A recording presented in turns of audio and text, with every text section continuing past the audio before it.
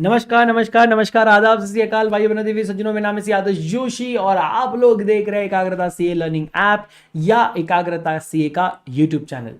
दोस्तों, आज हम कुछ अलग करने जा रहे हैं। हम लोग हमेशा लाइव आते हैं आप लोगों के लिए, राइट? आज रिकॉर्डिंग्स लेकर हम आए हैं। क्यों?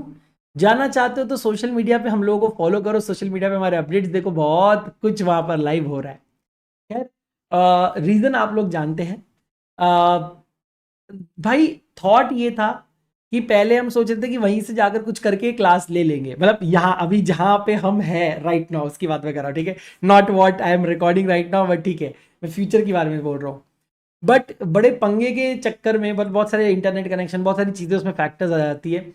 और जैसे हमारे केस, लॉ के केस में तो यार मल्टीपल, हम दो एजुकेटर्स का एक ही टाइम पे क्लास था, तो बहुत पंगे हो रहे थे। तो हमने सोचा क्यों ना हम रिकॉर्डिंग्स चला दे, है ना? एंड इसीलिए हम रिकॉर्डिंग कर रहे हैं। अब जब मैं रिकॉर्डिंग कर भी रहा हूं, यू वोंट बिलीव 1.5 घंटे में मुझे एक जगह जाकर मुझे गाड़ी पकड़नी है। आप समझ लो, आप पकड़ लो, 1.5 घंटे में मुझे निकलना है। और मैं अभी 1.5 घंटे की क्लास, 1 घंटे की क्लास रिकॉर्ड कर रहा हूँ। मुझे पता नहीं कैसे होगा, बट मुझे करना ही है, because I don't want you guys to take that long a break. एक आध दो दिन चलता है, बट उससे ज्यादा ब्रेक देने का मेरा मन नहीं था। And that's why I thought कि it's better that I record a video for you somehow. तो ये वीडियो आप लोग देखिए। मीनवाइल जब आपको टाइम मिल रहा है, उसमें हमने जो अभी तक पढ़ रखा है उसको एक बार रिवाइज करिए, थोड़ी से नोट्स आप खुद से बनाइए और चार्ट्स बनाइए। एंड देन इफ पॉसिबल आप प्रीवियस ईयर क्वेश्चंस पेपर्स देख सकते हैं, आरटीपीज देख सकते हैं, एमटीपीज देख सकते हैं। और देखिए वहां पर कहीं डेफिनेशन के अगर क्वेश्चंस आपको मिलते हैं, डिफाइन दिस डिफाइन दैट, तो those definition questions are you able to solve, ये जरा आप लोग चेक कर लीजिए, ताकि आपका टाइम का सही इस्तेमाल हो सके। नाउ दैट बीन सेड, चलिए करते हैं शुरुआत आज की क्लास की और पढ़ते हैं next definition, which is employ stock option plan, ESOP.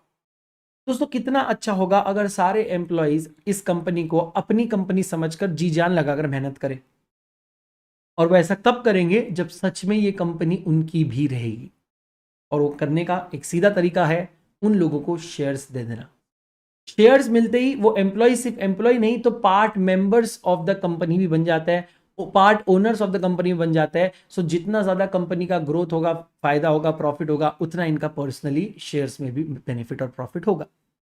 इस इंटेंशन से कंपनी अपने डायरेक्टर्स, ऑफिसर्स, एम्प्लॉयज को या अपने होल्डिंग या सब्सिडरी कंपनीज के डायरेक्टर्स, एम्प्लॉयज और ऑफिसर्स को स्टॉक ऑप्शन देती है टू परचेज इट्स शेयर्स। ठीक है? अब ये जो ऑप्शंस होते हैं, जो डायरेक्टर्स, ऑफिसर, एम्प्लॉयज को दिए जाते हैं, जो बेनिफिट्स दिए जाते हैं, जो राइट टू परचेज दिया जाता है या to subscribe for the security दिया जाता है, इसी को हम स्टॉक ऑप्शन प्लान कहते हैं। ठीक है? तो आप कंपनी के शेयर्स परचेस कर सकते हो at a future date, at a predetermined price. अब इसमें खासियत एक बात समझ लेना, आप लोग शेयर्स मार्केट प्राइस पे परचेज नहीं कर रहे हो। आप लोग जब शेयर्स परचेस करेंगे फ्यूचर डेट में, जो प्री डिटरमाइंड प्राइस आप लोगों को मिलेगा, that is going to be far less as compare to market price. तो आपका ना ही सिर्फ शेयर्स परचेस करने में बेनिफिट होगा, बट आगे भी जैसे जैसे कंपनी ग्रोथ होगी कंपनी की, आपको और उसमें ज्यादा फायदा होता रहेगा। And that is the employ stock option plan. अब ये एसॉप जो होता है, जो कंपनी अपने डायरेक्टर्स, एम्प्लॉयज को देती है, इसी के रिलेटेड और इसी के जैसा एक और कंसेप्ट आपके सिलेबस में है, और वो है खून पसीना की कमाई। क्या है? खून पसीने की कमाई। इसे हम कहते हैं स्वेट शेयर्स और स्वेट इक्विटी शेयर्स। मैं इसी के साथ लगे हाथ आप लोगों को वो वाली कंसेप्ट भी पढ़ा देता हूं, ताकि you know what will happen आगे जाकर आपको कंफ्यूजन नहीं होगी, बिकॉज दोनों कंसेप्ट हम एक ही बारी एक ही साथ में पढ़ लेते हैं। तो आइए देखते हैं कि स्वेट इक्विटी शेयर्स क्या होता है। ठीक है, चलिए। स्वेट इक्विटी शेयर दिया हुआ है सेक्शन 2 क्लॉज 88 के अंदर। इसका अर्थ होता है कि जब एक कंपनी अपने डायरेक्टर्स, एम्प्लॉइज को एट अ डिस्काउंट और for a consideration other than cash, अगर अपने शेयर्स दे रही है, इशू कर रही है, तो उसे स्वेट इक्विटी शेयर कहते हैं। सर, मुझे तो इसमें कोई डिफरेंस नहीं दिख रहा है। बेटा, डिफरेंस है। सबसे बड़ा डिफरेंस ये है कि हो सकता है आपने कंपनी, अच्छा, एसॉप जो होता है वो पर्टिकुलर क्लास ऑफ एम्प्लॉइज, सभी एम्प्लॉइज के लिए होता है, पर्टिकुलर क्लास या ग्रेड के एम्प्लॉइज के लिए होता है। बट स्वेट इक्विटी शेयर आप किसी एक पर्टिकुलर एम्प्लॉय को भी दे सकते हैं। अब इसका सबसे बड़ा उदाहरण, से फॉर एग्जाम्पल मैं किसी कंपनी में ज्वाइन करता हूं और मैं कंपनी में ज्वाइन करते वक्त अपना कोई टेक्निकल नो हाउ या अपना कोई पेटेंट या अपना कोई इंटेलेक्चुअल प्रॉपर्टी या वैल्यू एडिशन में अगर कंपनी को देता हूं टू यूज एंड एक्सप्लॉइट, तो ऐसे में मैं कंपनी से कुछ एक्स्ट्रा में एक्सपेक्ट भी तो करूंगा, and that is where sweat equity comes into the picture. ESOPs ये एक कैटेगरी ऑफ एम्प्लॉइज को दिया जाता है to keep them motivated, but sweat equity share is a way of compensating an employee for what he has already done for us, not what is going to but what he has already done for us. For example, आप हो सकता है वो आपको कोई know how कि कोई चीज कैसे करनी है ये आपको कंपनी को सिखा रहा है, कुछ राइट्स है जो उसके पास है वो कंपनी के लिए अवेलेबल करवा रहा है, कुछ इंटेलेक्चुअल प्रॉपर्टी वो ओन करता है जो वो कंपनी को देने की बात कर रहा है, यानी किसी ना किसी तरह से कंपनी का वैल्यू एडिशन हो रहा है, और इस वैल्यू एडिशन के बदले, देखना यहां पर एक वर्ड दिख रहा है कंसिडरेशन, इस वैल्यू एडिशन के बदले हमारी कंपनी हमारे इक्विटी शेयर्स उस पर्टिकुलर डायरेक्टर या एम्प्लॉय को दे रही है, हो सकता है डिस्काउंट में दे, हो सकता है free of cost they they. For a consideration का मतलब है फ्री ऑफ कॉस्ट, कि भाई आपने हमें इतना बड़ा पेटेंट दिया, ये लो आपके स्वेट इक्विटी शेयर्स,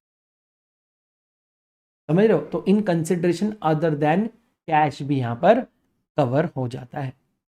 तो यह है स्वेट इक्विटी शेयर। तो what is the biggest difference? ESOP एक particular class and category of employees को दिया था to keep them motivated, to keep them involve in the company. Sweat is a kind of consideration that we give in return to that employee, in return of that employer director providing us with some know-how, maybe some intellectual property right, or maybe some other rights or codes or something, some value addition of any sort.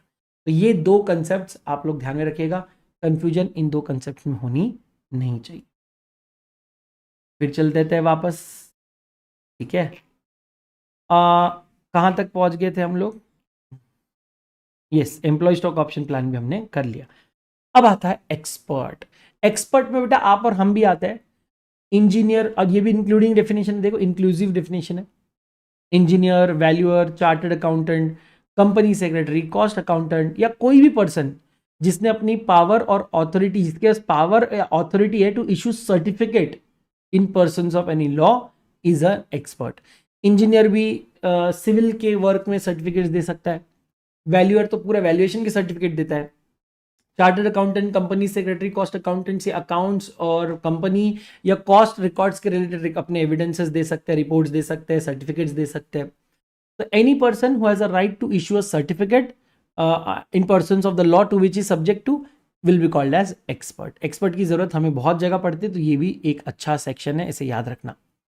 Then financial statement, yes, now comes a very important part, not to be confuse with books of account. कल के lecture में हमने देखा था books of account में क्या क्या था, all receipts and expenditure, purchase, sale, assets and liabilities and items of cost. अगर आपको सेक्शन 148 लगता है तो उसी के लाइन में फाइनेंशियल स्टेटमेंट्स भी आते हैं। फाइनेंशियल स्टेटमेंट्स में आता है balance sheet, profit and loss, cash flow statement, statement of changes in equity and explanatory note attach to और forming part of 1 to 4 about. तो सबसे पहले बैलेंस शीट। बैलेंस शीट हमेशा as at the end of the financial year होती है। इसके बाद आता है प्रॉफिट एंड लॉस अकाउंट। अगर आपकी कंपनी नॉट फॉर प्रॉफिट है तो उस केस में प्रॉफिट एंड लॉस की जगह इनकम एंड एक्सपेंडिचर अकाउंट बनेगा। फिर आता है कैश फ्लो स्टेटमेंट, फिर आता है statement of changes in equity अगर आपको एप्लीकेबल है तो, एंड फाइनली एक्सप्लेनेटरी नोट। ऊपर के सारे स्टेटमेंट्स के एक्सप्लेनेशन देने वाली नोट, एक्सप्लेनेटरी नोट, वो भी फाइनेंशियल स्टेटमेंट के डेफिनेशन में आती है। सर कुछ पर्टिकुलर टाइप्स ऑफ कंपनीज को, जो मैं आपको कई बार एक्चुअली समझाते वक्त, क्लासिफिकेशन ऑफ कंपनी समझाते वक्त मैंने कई बार ये चीज बोली थी, अब मैं आपको प्रूव करके दिखा रहा हूं। कंपनीज एक्ट में कई कैटेगरी और टाइप्स ऑफ कंपनीज को बहुत सारे एग्जामिशंस दिए हुए।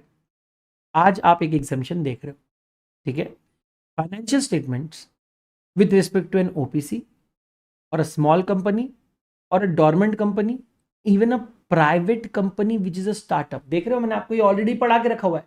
अब इमेजिन करना अगर ऊपर ही सारे टाइप्स अगर मैं नहीं पढ़ाता तो आप कितना अभी कंफ्यूजन हो सकता था, ठीक है। इन लोगों को अपने फाइनेंशियल स्टेटमेंट्स में कैश फ्लो स्टेटमेंट बनाने की आवश्यकता नहीं है। तो अगर आप एक private company which is a startup हो, 1% कंपनी हो, स्मॉल कंपनी हो, डोरमेंट कंपनी हो, आप लोगों को आपके फाइनेंशियल स्टेटमेंट, बैलेंस शीट रहेगा, प्रॉफिट एंड लॉस रहेगा, सब रहेगा, बट कैश फ्लो स्टेटमेंट बनाने की जरूरत नहीं है. Why? Because you are small categories of companies and we don't want you to get bothered with cash flow statement. Now, startup company means a private company incorporated under Companies Act 13 or Companies Act 1956 and recognized as startup in accordance with the notification issued by Department of Industrial Policy and Promotion, Ministry of Commerce and Industry. The exception, modification, adaptation will be applicable to a private company which has not committed any default with respect to financial statement and annual return. अब आप यहाँ पे ये line ध्यान से सुन लो. मैं एक ही बार explain करूंगा, बट ये लाइन हमारे पूरे क्लास में 150 बार आने वाली है. ठीक है. बहुत जगहों पे प्राइवेट कंपनीज को, स्मॉल कंपनी को, ओपीसी को, गवर्नमेंट कंपनी को, अलग अलग टाइप की कंपनीज को एग्जाम्पशंस दिए जाते हैं. बहुत सी जगह आपको वो एग्जाम्पशन के जस्ट नीचे ये प्रोविजो मिलेगा जिसमें लिखा जाएगा कि हम आपको एग्जाम्पशन देते हैं, लेकिन आपको अगर ये एग्जाम्पशन क्लेम करना है तो आपको इंश्योर करना पड़ेगा कि आप किसी तरह का डिफॉल्ट ना कर रहे हो सेक्शन 137 या section 92. I don't want to default in section 137 and neither you should default in 92. 137 talks about financial statement filing and 92 talks about annual return filing. अगर आप अपने अकाउंट्स, अपने returns validly time to time भर रहे हो तो ही तो मैं मानूंगा कि आप ईमानदारी से काम कर रहे हो, तो ही मैं आपको एग्जाम्पशन लेने दूंगा. अब अगर आप फाइनेंशियल स्टेटमेंट्स फाइल ही नहीं कर रहे हो, एनुअल रिटर्न बराबर से भर ही नहीं रहे हो, तो फिर मेरे को तो आप पे भरोसा चला गया ना, मेरा तो ट्रस्ट फैक्टर चला गया. और अगर मेरा ट्रस्ट फैक्टर चला गया तो I will not allow you exemptions. मैं कहूंगा अब तो कैश फ्लो स्टेटमेंट भी बनाओ, मुझे जानना है कि आप क्या कर रहे हो. Getting the point? तो इस चीज का आप उसमें ख्याल रखेंगे. ठीक है. तो आपको एग्जाम्पशन मिलेगा प्रोवाइडेड, ध्यान से सुनना, प्रोवाइडेड, बोलो, आपने 137 और 92 में घपला नहीं करना है. ठीक है. तो यहां पर बोला है प्रॉफिट एंड लॉस को कभी कभी statement of profit and loss भी कहते हैं, but I think you are already aware about the same. फिर एक इंपॉर्टेंट डेफिनेशन जो आज हम करने वाले हैं, बहुत इंपॉर्टेंट डेफिनेशन, वो है फाइनेंशियल ईयर. वैसे फाइनेंशियल ईयर स्टार्ट होता है from 1st day of April और एंड होता है 31st day of March every year. लेकिन अगर आपकी कंपनी 1st जनवरी या उसके बाद इनकॉर्पोरेट हुई है तो आपका फाइनेंशियल ईयर एंड होगा नेक्स्ट 31st मार्च को. ठीक है. So let's take an example of the same. चल, नाउ लेट्स अज्यूम कि फाइनेंशियल ईयर की बात करते हैं.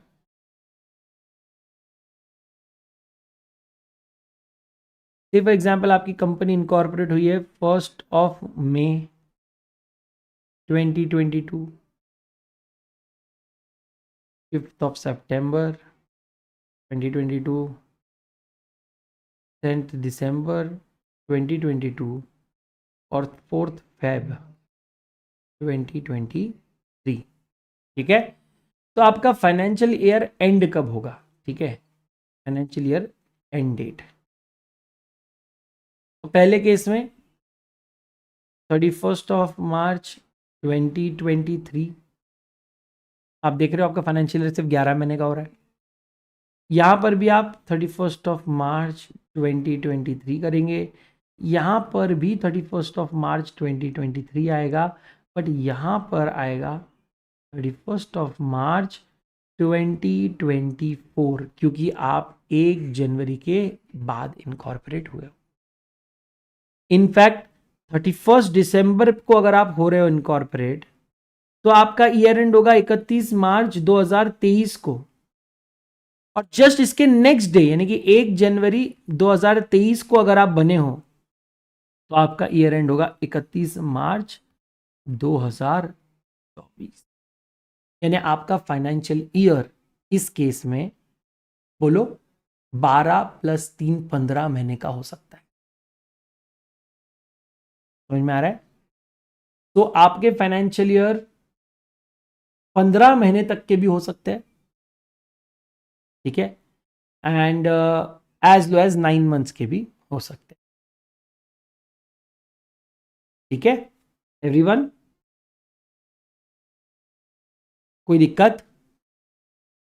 तो अगर आप से फॉर एग्जाम्पल अप्रैल में इनकॉर्पोरेट हुए पूरा 12 महीने, मई 11, जून 10, जुलाई 9, अगस्त 8। अब आप ध्यान से देखना, आपके फाइनेंशियल ईयर लिटरली 3 महीने का भी हो सकता है। कैसे? अगर आप 31 दिसंबर को इनकॉर्पोरेट हुए हो, आपका फाइनेंशियल ईयर 31 मार्च 2023 को खत्म हो जाएगा, 3 ही महीने का फाइनेंशियल ईयर। सो 3 महीने से लेके 15 महीने तक इतना आपका रेंज हो सकता है। ठीक है, ये आपके फाइनेंशियल ईयर की एंड डेट अभी, लेकिन ये खत्म नहीं हुआ। ना provided that company which is either a holding or a subsidiary or an associate of a company incorporated outside India and is following a different financial year, then the company for the purpose of consolidation of accounts can apply to CG, अभी वो RD को दिया हुआ है power, for following a different financial year। तो अगर आप किसी ऐसे कंपनी के होल्डिंग सब्सिडरी या एसोसिएट कंपनी हो जो कंपनी फॉरेन में इनकॉर्पोरेट हुई है और वो एक अलग फाइनेंशियल ईयर फॉलो करती है, for example US based companies जनवरी टू दिसंबर फाइनेंशियल ईयर फॉलो करते हैं, अगर आप भी वो फाइनेंशियल ईयर फॉलो करते हो या आपकी वो जो कंपनी है फॉरेन कंपनी, जो भी आपकी कंपनी इनकॉर्पोरेट आउटसाइड इंडिया है, वो आपकी होल्डिंग सब्सिडरी एसोसिएट कुछ भी हो सकती है, अगर वो भी ऐसा कोई फाइनेंशियल ईयर फॉलो कर रहे हैं जैन टू दिसंबर टाइप, और आप भी उन्हीं की जैसा फाइनेंशियल ईयर अगर आप फॉलो करना चाहते हो, तो कोई दिक्कत नहीं है, आपको सिर्फ अप्लाई करना है सीजी के पास। सीजी ने ये पावर रीजनल डायरेक्टर को दे रखी है, रीजनल डायरेक्टर के पास अप्लाई करने का और उसको बोलने का मेरे को ये वाला फाइनेंशियल ईयर फॉलो करने दो, वो आपको फॉलो करने देंगे, कोई दिक्कत नहीं है। अगर आपको देखना है रीजनल डायरेक्टर कौन है, मैंने आपको ये भी बहुत सी बार बताया, मैं फिर से मैं आपको एक बार बता देता हूँ। आप लोग वैसे तो आर रीजनल डायरेक्टर आप ऐसा लिखना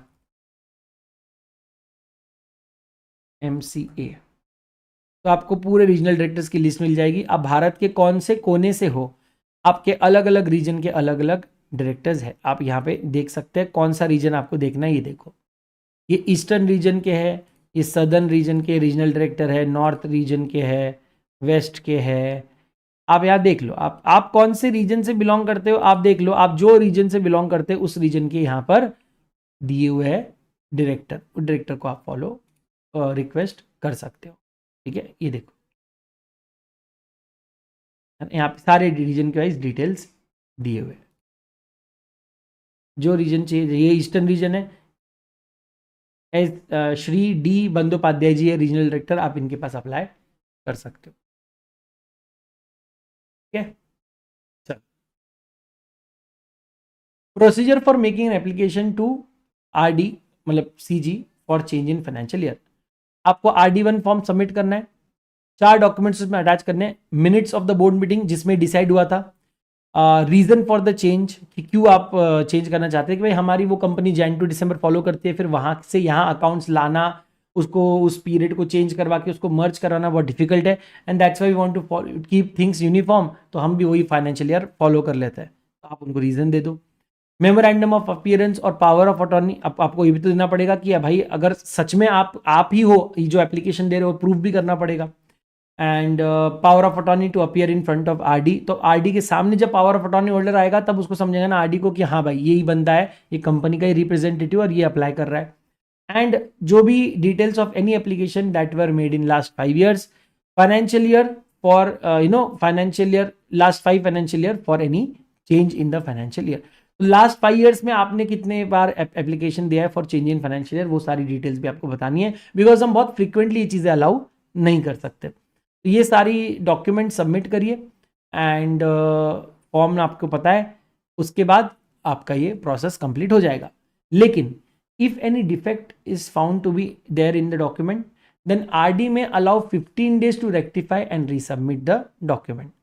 maximum 2 such resubmissions are allowed within 30 days of receipt of proper document. RD will either allow or reject the request. कई बार ऐसा होता है ना, अभी आपने ऊपर फॉर्म भरा लेकिन उसमें गलत डिटेल दे दी, कुछ गलत डिटेल है, कुछ मिसिंग डिटेल है, तो आरडी आपको 15 दिन का टाइम देता है रेक्टिफाई करने, और आपको 2 बार गलती रेक्टिफाई करने देता है, बस 2 ही बार। अगर उस 2 बार में आपने गलती रेक्टिफाई कर दी तो आपका फॉर्म सबमिट हो गया, समझ लो। सबमिट होने के 30 दिन के बाद आपका रिक्वेस्ट आइदर अप्रूव या रिजेक्ट हो जाएगी। अगर आपको आपकी रिक्वेस्ट अप्रूव हो गई, if RD has allowed the company, then the company shall submit INC 28 to Registrar of Companies within 30 days of RD's order, and accordingly ROC भी नोटिस कर लेगा कि अच्छा आपका फाइनेंशियल ईयर अलग होने वाला है, उसको भी तो पता होना चाहिए ना आपका financial year. If IFSC company then is a subsidiary of a foreign company, then it may follow different financial year just like foreign company. यहां पर आपको कोई अप्रूवल की जरूरत नहीं पड़ेगी. इनफैक्ट इसके लिए अगर आप डेफिनेशंस अपने मॉड्यूल का भी पढ़ते हो ना, बहुत अच्छे से आपको दिया हुआ है, मैं बता देता हूं. ठीक है,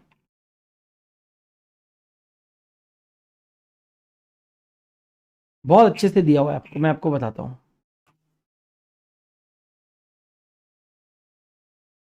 ये यहां पर, ये देखो,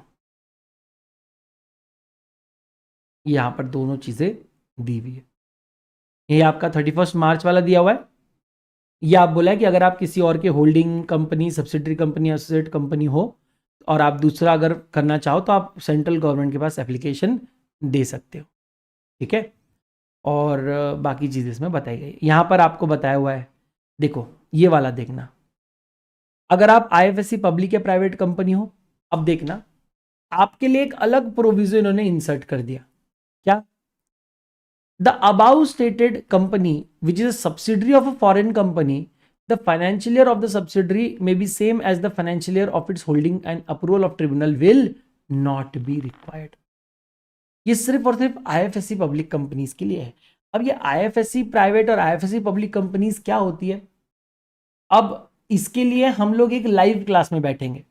आईएफएससी पब्लिक और प्राइवेट कंपनी के लाइव क्लास में बैठेंगे. मैं आपको कुछ चीजें दिखाऊंगा अलग अलग वेबसाइट पे जाकर और आपसे कुछ चीजें पूछूंगा और उसके बाद मैं आपको इन कंपनीज के बारे में डिटेल बताऊंगा.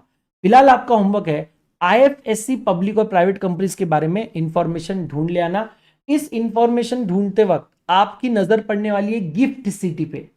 मैं आपको हिंट दे रहा हूं, ये गिफ्ट सिटी के बारे में भी जरूर पढ़ना और ये भी जानना कि आईएफएससी पब्लिक और प्राइवेट कंपनीज क्यों इन्वेंट की गई इंडिया में. What was the rational behind these companies.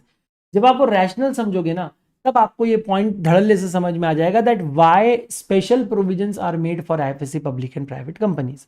जब हम लाइव मिलेंगे हम इसके बारे में और चर्चा करेंगे.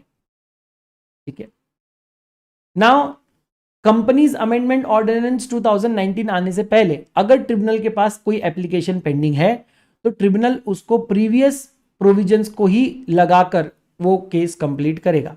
बट जो नए केसेस आएंगे 2019 के अमेंडमेंट ऑर्डिनेंस के बाद, वो फिर नए लॉ के हिसाब से सॉल्व किए जाएंगे.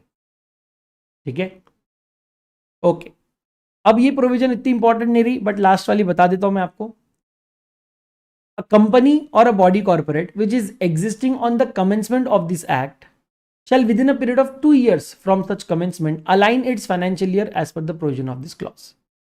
अब यार ये लॉ आया था 2014 में और 2014 के बाद 2 साल की बात करी थी उसने, 2015, 2016. आज 2023 में इस प्रोविजन का क्या काम है? एंड देयरफॉर यहां पर खुद लिखा हुआ है the provision is not relevant now because आज 2023 चल रहा है. बट क्योंकि ये एक्ट का पार्ट है इसलिए हमने भी यहां पे छापा हुआ है. और ऐसी कई जगहों पे हमें भी छापना पड़ता है चीजें न चाहते हुए भी, क्योंकि वो उनका कोई रिलेवेंस बचा नहीं है अब, लेकिन एक्ट में से नहीं निकाला जा रहा है इसलिए आपके बुक में भी छापा जा रहा है. ठीक है, चलिए कंटिन्यू करते हैं. फिर आते हैं फ्री रिजर्व्स के केस पे. Now what do you mean by free reserves? Then free reserve means such reserves as per the latest audited balance sheet of the company as is available for distribution to dividend. जो पैसा हमारे balance sheet में dividend देने के लिए available है वो free reserve है. अब आप सब जानते हैं capital reserve, debenture redemption reserve या मे बी अमलगमेशन रिजर्व, ये सारे या स्पेशल रिजर्व्स, ये सारे रिजर्व्स का इस्तेमाल आप डिविडेंड देने के लिए नहीं कर सकते. आप केवल जनरल रिजर्व और फ्री रिजर्व या credit balance in profit and loss account, in 3 चीजों का इस्तेमाल कर सकते हैं डिविडेंड देने, बिकॉज ये फ्री पैसा है हमारे पास है, हम चाहे तो अपने मेंबर्स में बांट सकते हैं. ठीक है, तो बाकी रिजर्व्स इसमें नहीं आएंगे. CRR, DRR, capital redemption reserve, debenture resumption reserve, deposit redemption reserve, amalgamation reserve और कोई भी व्हाट्सएवर अदर रिजर्व्स वो इसमें नहीं आएंगे. इसमें कौन आएगा? सिर्फ फ्री रिजर्व्स और general reserves. So what are the reserves which will not be treated as free reserves? So any amount representing unrealized gain notional gain on revaluation of asset. Sir assets को historical cost से fair value पे आपने लेकर आए। जो land आपने आज से 20 साल पहले 1 लाख में परचेज की थी, आज वो 1 करोड़ की हो गई है, तो ये इसका मतलब 99 लाख का प्रॉफिट हो गया क्या आपको? हाँ, बोलो बोलो ना। तो सर बात सीधी सीधी है, अगर आप असेट को रीवैल्यू करके फेयर वैल्यू पे ला रहे हो, इसका मतलब वो पैसा आपके बैंक अकाउंट में नहीं आया है।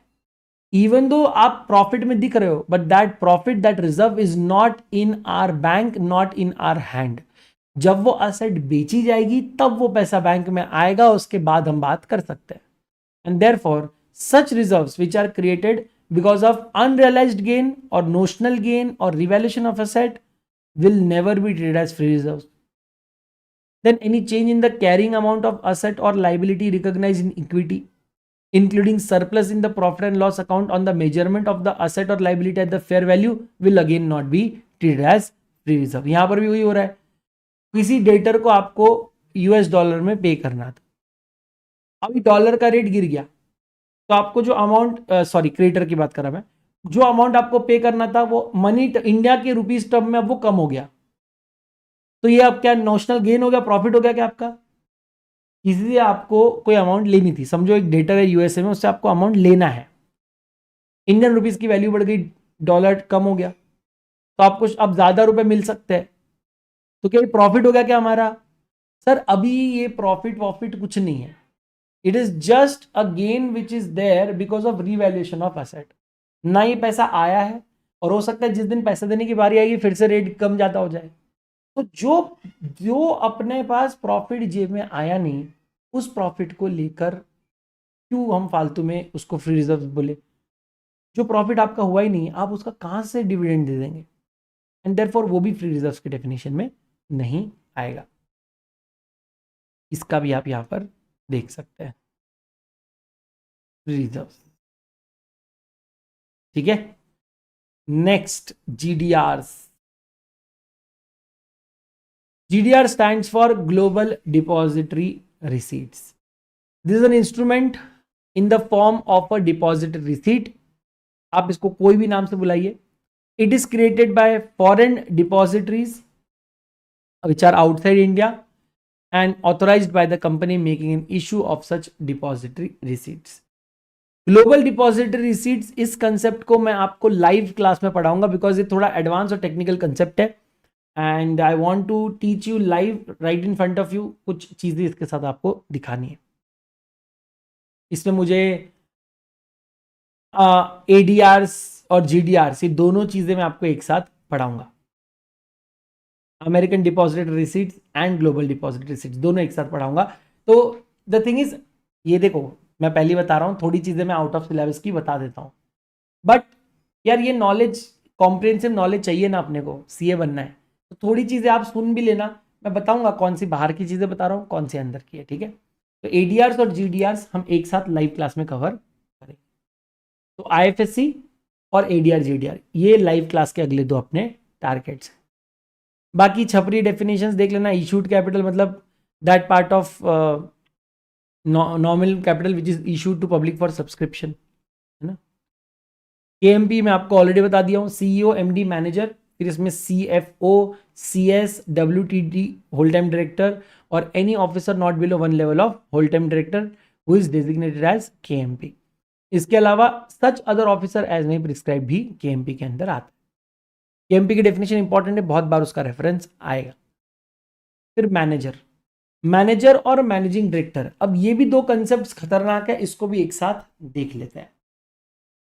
टेक्निकली दोनों कंसेप्ट्स बहुत ज्यादा सिमिलर है, क्योंकि हम लोग मैनेजर और मैनेजिंग डायरेक्टर दोनों, ये हर जगह जहां पर भी मैनेजर ये वर्ड यूज होता है वहां ऑब्लिक में और मैनेजिंग डायरेक्टर आ जाता है, जहां जहां मैनेजिंग डायरेक्टर ये वर्ड यूज होता है वहां ऑब्लिक में मैनेजर आ जाता है। तो एक्चुअली ये क्या है आज देखते हैं। Any individual who subject to superintendence, control and direction of the board of directors has the management of the whole or substantially the whole of the affairs of the company and includes a director or any other person occupying the position of manager by whatever name called, whether under the contract of service or not, will be called as manager. एक ऐसा इंसान जो board of directors का तो part है, लेकिन जिसके पास affairs of the whole of the organisation जिसके कंट्रोल में है, वो है होता है मैनेजर, वो होता है मैनेजिंग डायरेक्टर. ठीक है. सिमिलरली मैनेजिंग डायरेक्टर के बारे में बोला गया है, इट्स अ डायरेक्टर, ठीक है, who by virtue of articles of a company और an agreement with the company और a resolution passed in its general meeting और by its board of directors is entrusted with substantial power of the management of the affairs of the company and includes a director the occupying the position of managing director by whatever name called. अगर आप technically definitions देखेंगे तो यहां पर भी substantially the whole और यहां पर भी सब्सटैंशियल पावर ऑफ मैनेजमेंट आ रहा है, लेकिन डिफरेंस यहां पर आता है, यहां बोला है एनी इंडिविजुअल और यहां बोला है डायरेक्टर. अब ये इतना बड़ा डिफरेंस हो जाता है कि जिसकी कोई लिमिट नहीं है. A person who is not a director of a company can not become managing director. So, for you to become a managing director of a company, you should first be a director of that company. But it is not required in case of manager. Board of directors can appoint any person as a manager of the company, whether he is a director of the company or not. इसका मतलब एक random third party can also be hired to manage a company on our behalf. समझ लो कि हम board of directors है, हमें एक particular person का मैनेजमेंट बहुत अच्छा लगता है, वो एक कंपनी को ऑलरेडी मैनेज कर रहा है, हमने उसको कहा we want to hire you, we will pay you fees, we will pay you salary, you become the manager of our company, we'll hand you over the whole of substantially the whole of the power of the management, you will decide what course of action needs to be taken and you will become the manager of the company.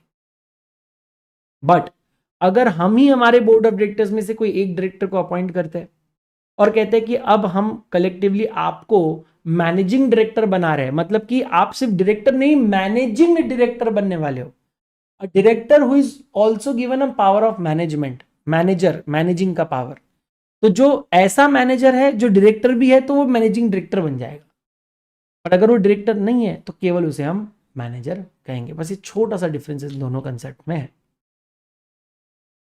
For the purpose of this clause, the power to do administrative act of a routine nature when so authorised by the board, such as the power to affix the common seal, अपने company के common seal को किसी भी document पे लगाना, draw and endorse any cheque on account of company in any bank, draw और endorse any negotiable instrument, sign any certificate of share और to direct registration of transfer of any share shall not be deemed to be included within the substantial power of management.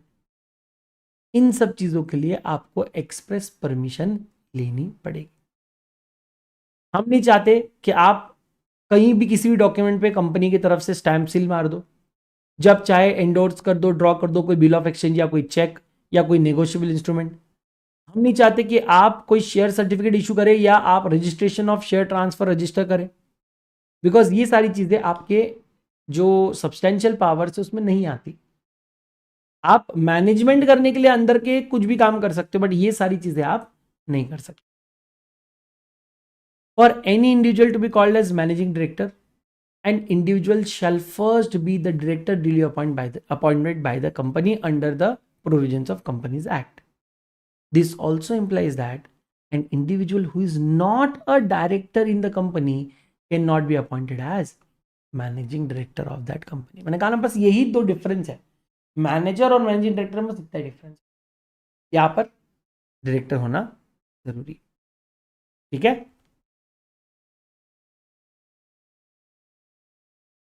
Okay फिर चलते हैं member की ओर. Member in relation to company means, पहली बात, जब company का मेमोरेंडम बन रहा होगा आप उसमें सब्सक्राइबर बन जाओ. ठीक है, तो आप कंपनी के फर्स्ट मेंबर्स बन जाते हो, आप कंपनी के फर्स्ट मेंबर बन जाते हो, या आप बाद में भी कंपनी के साथ एक रिटर्न एग्रीमेंट कर सकते हो to become member of a company, या आप अपना नाम रजिस्टर ऑफ मेंबर्स में इन्वॉल्व करवा कर भी कंपनी के मेंबर आप बन सकते हो। ठीक है, या आप कंपनी के शेयर्स परचेस कर सकते हो, और या किसी और ने शेयर परचेस किया तो आप उसके बेनिफिशियल ओनर बन सकते हो। इसके बारे में मैनेजमेंट एंड एडमिनिस्ट्रेशन में हम पढ़ेंगे। इन सारे तरीकों से आप एक कंपनी के मेंबर बन सकते हो। एमओए में रजिस्टर कर दो, बाद में रिटर्न एग्रीमेंट कर दो, रजिस्टर ऑफ मेंबर में अपना नाम डलवा लो, या शेयर परचेस कर लो, या बेनिफिशियल इंटरेस्ट ओनर आप बन जाओ शेयर्स के, आप कंपनी के मेंबर बन जाओगे। ठीक है, net worth, okay this is important. Net worth का मतलब होता है aggregate value of paid up share capital, aggregate value of paid up share capital, all reserves created out of profit, security scheme account and debit और credit balance of PNL minus accumulated losses, deferred expenditure, miscellaneous expenditure not written off, and reserves does not include reserve created out of revaluation of asset or write back of depreciation और amalgamation। इसको learn करने का या समझने का एक आसान तरीका मेरे पास है। ठीक है, आप ध्यान से देखना, नेटवर्थ बोले तो क्या। ठीक है, सबसे पहले मैंने आपका पेड अप शेयर कैपिटल लिया, ठीक है, इसमें ऐड किया ऑल रिजर्व। अब ध्यान से देखना, अब जब मैं ऑल रिजर्व्स ऐड कर रहा था, ठीक है, तो इसमें कैच था क्या, इसमें कुछ एक्सक्लूजन है, एक्सक्लूडिंग क्या क्या, reserve created out of revaluation of asset, revaluation reserve,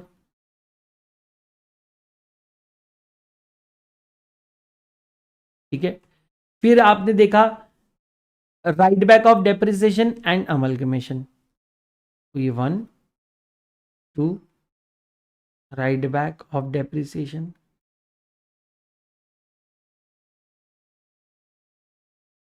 और अमलगमेशन,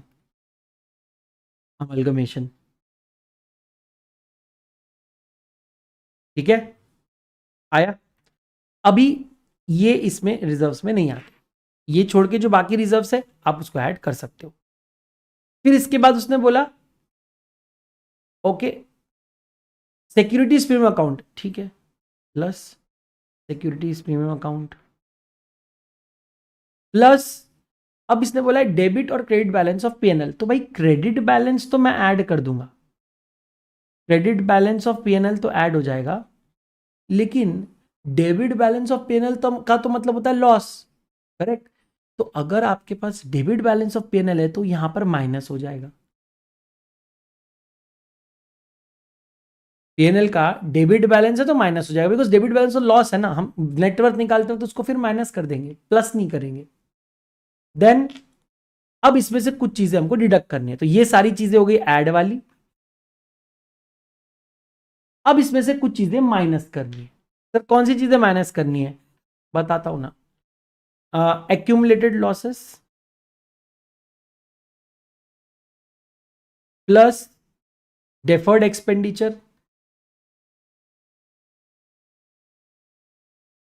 प्लस, अब मैं प्लस लिख रहा हूं लेकिन अल्टीमेटली वो माइनस होगा, देखना, miscellaneous expenditure not written of, miscellaneous expenditure not written of, minus bracket और फिर अंदर प्लस हो रहा है, यानी अल्टीमेटली ये सारी चीजें इस टोटल बल्क में से माइनस ही हो रही है।